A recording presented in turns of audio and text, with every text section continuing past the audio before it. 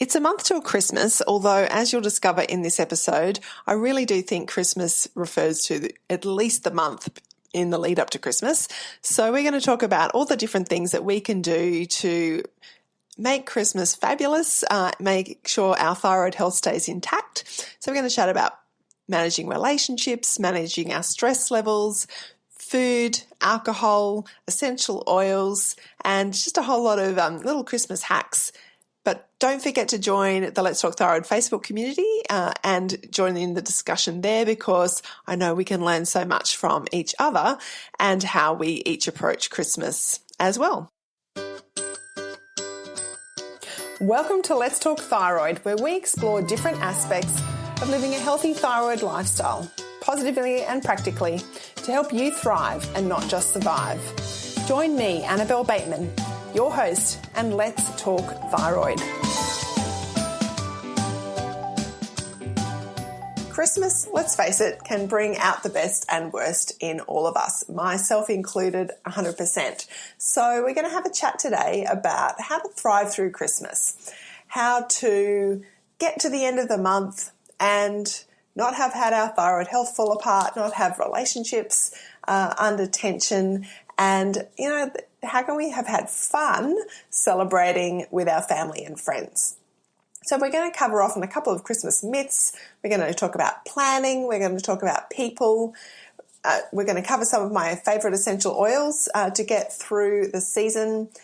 We can't have a conversation about Christmas without food, obviously. And I'm going to give you a few Christmas hacks. So let's launch straight in.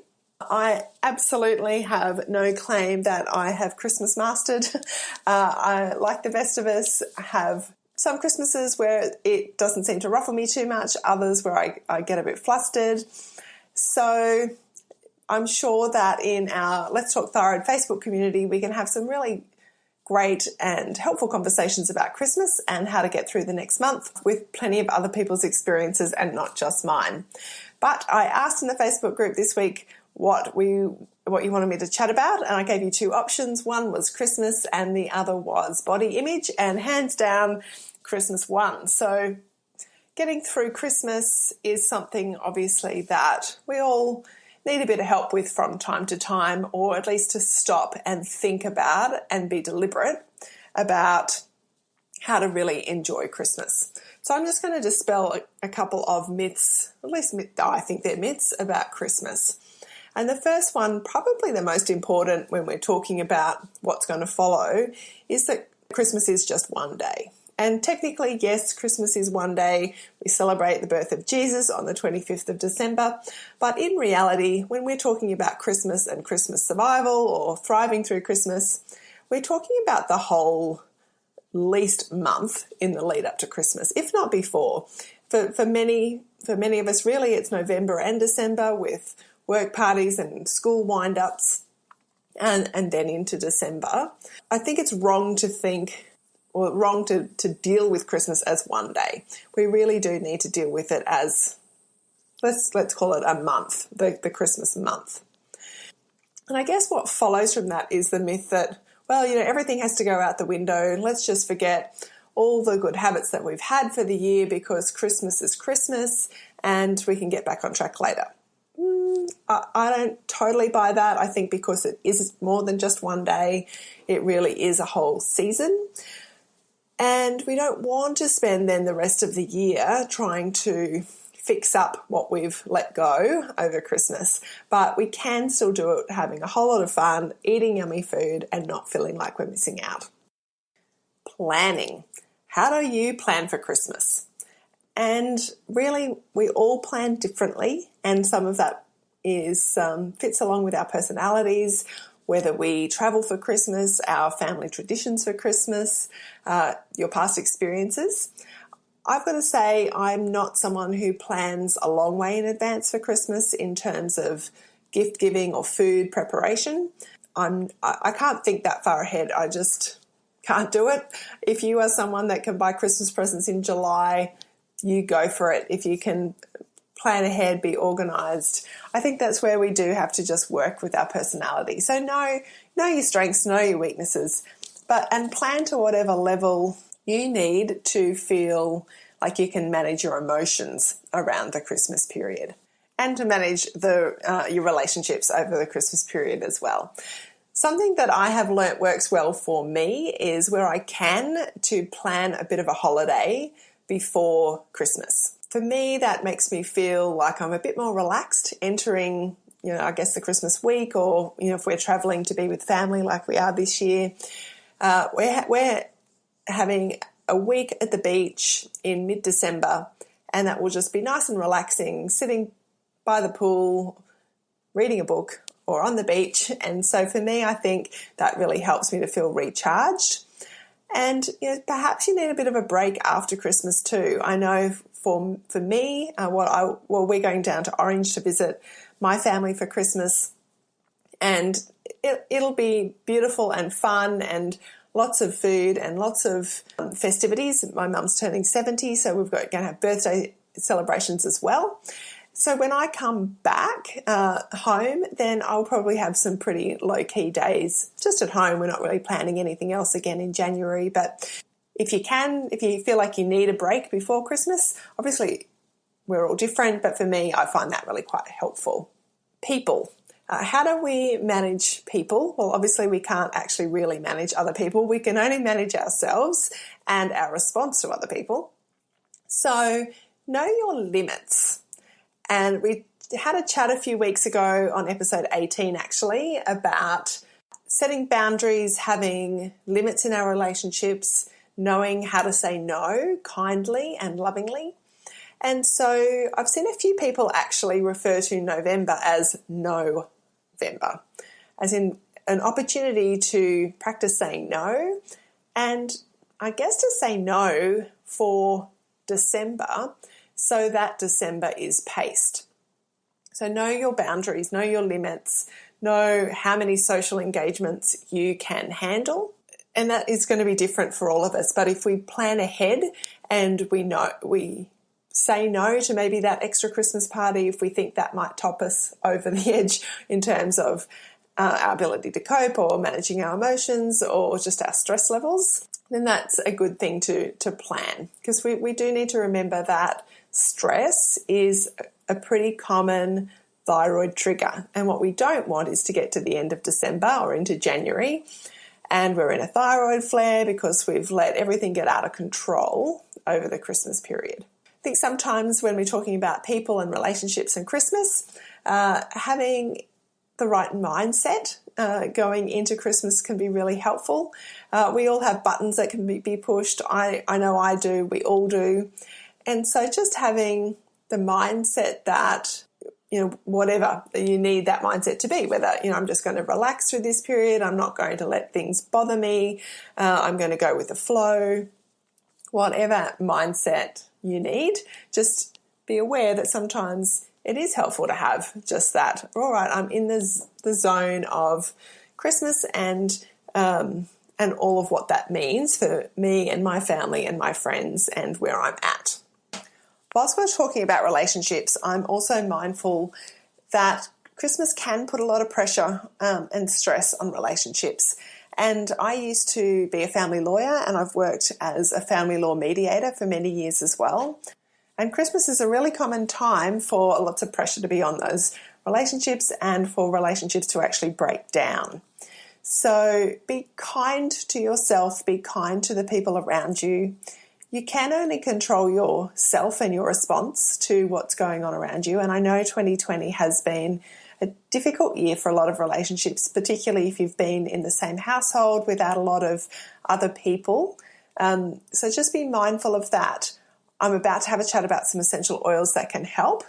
I guess I just want to say be mindful of the relationships, be kind, show a bit of extra compassion to yourself and to your family, because this has been a tough year and relationships are under strain. So let's use this Christmas as an opportunity to really rebuild those relationships, show love, care and affection for each other. There are quite a few different essential oils that I think are pretty handy to have over the Christmas period. I'm just going to highlight a few, and they're in a couple of different categories. One is for when we do overindulge in food and alcohol, and the other is for when perhaps we overindulge in people or shopping or just too many events. From an emotional point of view, my favourites would probably be Balance, which is the grounding blend by doTERRA. It's calming, it's settling, it's my all-time stress relieving favourite. Another one that fits into that category would be Adaptive. For, I guess, those times we've got to often be pretty adaptive over the Christmas period, people popping in, lots of travel, lots of different events. So just, again, to help manage those emotions as we adapt to what's going on around us. I think they're both, well, they're two that live in my handbag in rollers. I also like them in the diffuser, just for, settling things down. At nighttime, and I guess this goes along with helping to manage stress and emotions, is sleep. And I do have a few sleep favourites. That would probably be Lavender Peace. I do love Vetiver at nighttime as well. And the Serenity soft gels I just find help to calm my brain down in order to get good sleep. So they're probably my favourites from that emotional point of view. Perhaps you might need Peace or Forgive. There are also two blends in the emotional aromatherapy collection, depending on what's going on for you. So plenty of emotional support. But from a physical support point of view, my family I come from a family that loves to celebrate. We love to eat. We love to drink, and there is a lot of overindulging, let's just say, that goes on. And as I said before, we're celebrating not only Christmas but Mum's 70th birthday, just after Christmas. So these next three essential oils are definitely ones that probably all of us will use on a daily basis. So number one would be DigestZen. DigestZen is a digestive blend. It is one that really helpful when you are eating either foods that you don't normally eat, or you're eating more food than you would normally eat, or you're eating some foods that perhaps your body can tolerate but not too much of, and you might be having a bit more of. So DigestZen is one that I often put a drop or two in an empty capsule and swallow after I've had a big meal. It's also one that sometimes I'll just pop a drop in a glass of water or some sparkling water. And of course you can apply that one topically with some carrier oil over your belly, just to help with your digestive system. So that's a pretty much a given over Christmas. The other two that we often do, particularly on the key nights, the party nights where there might have been a bit of alcohol, would be Zendocrine, which is the Restart blend. We call it in Australia. I think in the US they call it the Detoxification blend. Just a nice way of supporting our body processing some of those extra things. Zendocrine and grapefruit together. And again, I like to take them a drop or two each in an empty capsule as I'm going to bed, or in a little shot, I guess like a little glass of water, a little glass of sparkling water, and just get it into my system and help support all those pathways. But you can definitely also apply them topically, maybe with some carrier oil around where your liver and your gallbladder is. Over the abdomen would be other places that you could use those oils. The other one would be Smart and Sassy, which is active blend. So a nice one in the afternoon if you're feeling a bit weary. It's got some peppermint in there, which is zing you up a bit, and some nice, some gentle digestive support oils in there. And look, if you start to feel a bit run down, something like On Guard can be good, and the Lifelong Vitality supplements are pretty much a given in our household. We take them all year round. That'd be my oil tips. If you haven't used essential oils, they could be a beautiful Christmas gift for yourself. They're the gift that's going to last for months and months and months, because one bottle of essential oil is like 250 drops for a 15 ml size bottle, so they can last for a really long time. And something like the Emotional Wellness Starter Kit or the Home Essentials Starter Kit can be really just a really nice gift to yourself for Christmas. If you haven't got oils and you want to grab some, I'd love to help you get yourself a Christmas present. Either head to annabellebateman.com and you'll see all the different essential oils, or you can send me a message and I'll help come up with a special custom Christmas gift for you. You won't regret it. There's so many different ways we can use essential oils as part of our thyroid support on both a physical and emotional level. So that's oils. Obviously, the big thing is food. How do we talk about Christmas without talking about food? And I think that's where we do need to remember that really Christmas is a month. It's not just a day. Because if Christmas was just a day, we could say, have a big day. But the reality is it's not. There are Christmas parties, there's the events. So we do need to look at how do we manage our food, like our diet, for that good month surrounding Christmas. Here are my few tips. Keep some good habits going throughout the month of December, irrespective of what events you've got happening. Here are some of the things that I am planning on keeping on going. So my morning celery juicing. Like I've been doing celery juicing now, on and off for about 4 or 5 years. I had gotten out of the habit, but restarted it recently when I did the Kickstart Your Thyroid Wellness 30-day challenge. And I've just kept that going, and I feel like it supports my digestive system. It feels like it gives me energy. It's good for hydration. So I will keep that going throughout December. That's a pretty simple thing to do. Intermittent fasting, if you already do intermittent fasting, then why not keep that up during the Christmas month, and that will maybe just give you a bit of extra latitude on the non-fasting days and times. Alcohol-free days, that's something that I think is important. Often those of us with thyroid issues don't tolerate alcohol very well. It's probably something that we could definitely have a conversation about in the thyroid community. For me personally, I find wine doesn't do great things to me. I'm okay with clean spirits, and I tend to like gin and tonics. But I've noticed that I can't even really do more than about 2 drinks in a day, it really affects my sleep, and I just don't feel good. I think throughout December, I will just make sure that I have quite a lot of alcohol-free days, and then just enjoy a couple of nice drinks when I'm with family and I'm with friends and at events. But other days I'll just make sure I have alcohol-free days. The other thing would be to stay hydrated. Make sure we're drinking enough water throughout the day. That obviously in summer, here in Australia it's summer, easy to be really hot and sweaty and get dehydrated. So that definitely will help us. It helps us with our food if we stay hydrated, because we're not then, sometimes when we're hungry, we're actually thirsty. So there are a few things just to keep going that really, maybe apart from Christmas Day, we really can do most of those throughout the whole month. Don't give up on your gut health. Remembering that gut health is critical to thyroid health is probably a good way of looking at the way that we eat throughout the Christmas season. So still make gut health a priority. At least in part for me, that means that I will stick 100% to my gluten-free diet. That is my baseline that I don't deviate from, and I won't deviate from that for Christmas or for Mum's birthday, or really for pretty much any reason, because I think there's lots of ways to work around that. I will allow probably a little bit of dairy, some grains depending on the circumstance. So you've got to work out what you will allow and what you won't allow, and just have a think about that ahead of time so that you're not caught out.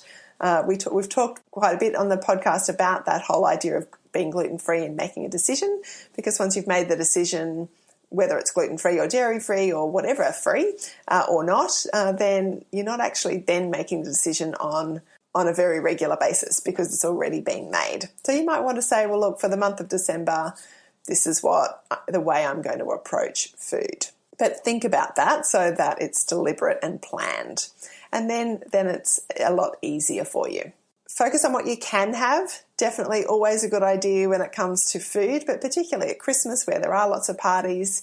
Tips that I often give would be to take food where you can, like offer to make a dish, whether that's for Christmas or a Christmas party. That way, you can at least have something that you can. You might like to take a dessert or a salad.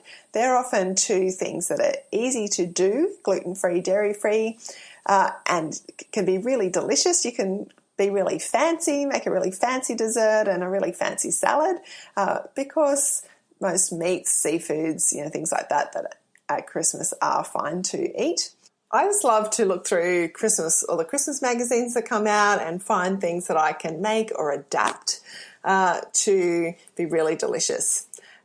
I'm going to put a link in the show notes to a few of the people online that I've been following that I love the look of their recipes. They do things a little bit fancy, so they'd be good ones to follow for Christmas. I like Lexi's Clean Kitchen. I like Luke Hines' recipes. I like Whole Foods Simply do some amazing looking desserts and slices. So I'll definitely be checking them out, as well as the different magazines. There's so many delicious fruits at this time of the year in Australia, like all your mangoes and cherries and grapes and lychees and all the stone fruits. So I think it's easy to incorporate some beautiful fruit and it can feel really special, like we're not missing out, but can be really tasty and colourful as well. I'll pop in the show notes links to a few of my favourite Christmas recipes. I do think that for Christmas Day, that's where it is nice to do those splurgy things, those really fancy desserts, the salad that's divine. Maybe you make a gingerbread house, we often make a gingerbread house. You can do that with gluten-free flour. There are ways of doing that so you can still have something fun for the family.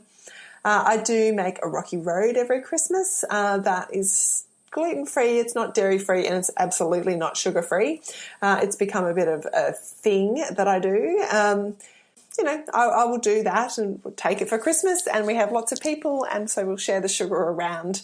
By no means do I have some sort of paleo perfect Christmas. I'm not suggesting that at all, but there are ways to have fun, to eat delicious food and not feel deprived. I tell you what, the other thing I did last year for Christmas, we had Christmas with Lee's family and they were all coming to our house, and we did the HelloFresh Christmas. And it was really good. I can't remember what the full menu was.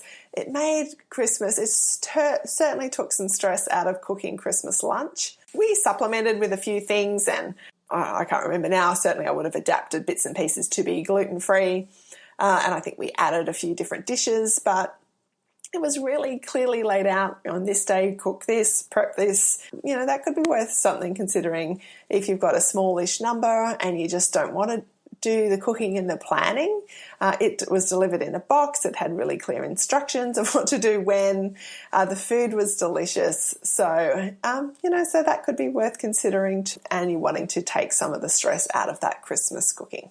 So we will have some discussion in the Let's Talk Thyroid Facebook community about all things Christmas and recipes. So if you're not in that, come on over. There's over 700 of us now, and we can share lots of different ideas of how to get through Christmas together. The last little section of things I'm going to share is just a few little random Christmas hacks, things that I find useful to do over the Christmas period. One is, regardless of whether you're doing all the cooking or some of the cooking, is do the bulk of your Christmas food shopping, even if it's for the whole Christmas month, online, and have it delivered. Then you don't have to deal with the supermarkets and the people. Or if you do, it's just for the smaller shop. But do the big shops online, have it delivered, let someone else carry it up your stairs into your kitchen. And that just really, really helpful.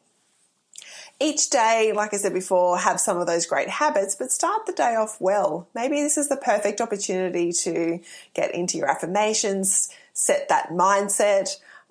Things like, I am clear and calm. I am kind to the people around me. I am full of excitement for the Christmas period. Whatever affirmations you need, but maybe now is the perfect opportunity to introduce some of those. Make yourself a cup of coffee if that's your thing. That's my thing. I love to that's my time out each day, really, is I like to make a cup of coffee. I'll sit down, either I'll listen to a podcast, I might read my Bible, I might just flick through Facebook, but that's my time out. So I make sure I keep doing that in the busy periods. Delegate what you can so that you spread the responsibility for Christmas with other people. Keep it simple. Christmas doesn't have to be complicated. I think that's one of the reasons I really enjoyed the Hello Fresh Christmas last Christmas was that it kept it nice and simple. It was still beautiful, but it was simple. And that comes into the saying no and really planning ahead, how you want your December to look. Do whatever shopping you can do online, so not just your grocery shopping, but Christmas shopping. Probably if you're listening to this, you could well be far more organised than me. I have not started Christmas shopping yet. I do like to do my Christmas shopping online where I can, but sometimes I have left it a little bit too late for that. But shop online for where you can. Support local, support your friends and make homemade gifts. I love to make homemade gifts. But when you're supporting your friends in business, then it's a double gift. It's a gift to them and a gift to whoever is getting whatever it is that you've purchased. We know the power of supporting small business and local business, particularly throughout this year, and there's lots of small businesses doing it tough. So rather than support the big conglomerates, let's see what we can do to support our local friends in business. And maybe in the Thyroid group, what I might do is start a thread. If people have gifts that they make or, businesses where they sell things that could be appropriate Christmas gifts, then we might share, we might pop those up too. Well, there you have it. That is my Christmas survival guide. And I'm really looking forward to hearing some of your Christmas survival tips in the Thyroid group because, as I said at the beginning, these are just my ideas, things that have worked for me. It's an ever unfolding thing as I learn to manage my health and relationships and Christmas and fun and food and all of the things that go along with it. So I'd love to hear your ideas and your thoughts. As we head then into December, I've still got a couple of exciting guests that I am going to be bringing to you on all things thyroid, and then we will be taking a break. I will confirm the dates in the next week or two, but my plan is to take a month off from podcasting, just probably over that late December to mid-January. So I can start the year again refreshed with I've still got lots of ideas of things that we're going to talk about, guests I'd like to invite onto the show and information to bring to you. My plan is just to give you a heads up that come next year, I'm going to drop the podcast back to once a fortnight because I'm going to be writing a book. And that's part of my capacity is I need to drop the podcast back so that I've got the time and space and capacity to write the book. And then when the book's written, then I can look at bringing back the weekly podcasting. But I'm going to put a lot of this fabulous information into a book. It's going to be all about how to implement lifestyle things that are supportive of our thyroid. It doesn't have a name yet. Actually, I won't tell you what I'm thinking I'm going to call it, but it's going to be all the things that we talk about here in a really positive, bright, happy, constructive, practical format. That is my goal. So that's some of what next year is going to look like. But until then, don't go away because the next few weeks I've still got a couple of really great guests to bring you before we take a break over Christmas. So have an awesome week, everyone. Bye. Did you know that one of the things that I offer is a free 30-minute strategy session? So if you want the opportunity to sit down with me, talk about your health goals and make a plan, create some action steps, or just talk things through with someone who gets it, then more than happy for you to book in for a strategy session. I'll put the link to that in the show notes. Send me a message and I'd love to connect with you.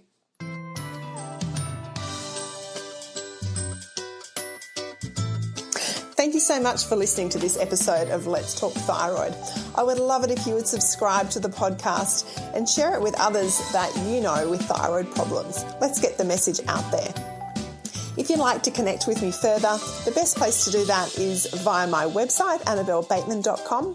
From there, you'll be able to join my Facebook group, book a strategy session with me, download my freebie, and access any show notes for this episode. Thank you so much, and I'll see you next time. Bye. The information presented and discussed in this podcast is not intended to diagnose, treat, cure, or prevent any disease and should not be used as a substitute for proper advice from a qualified professional.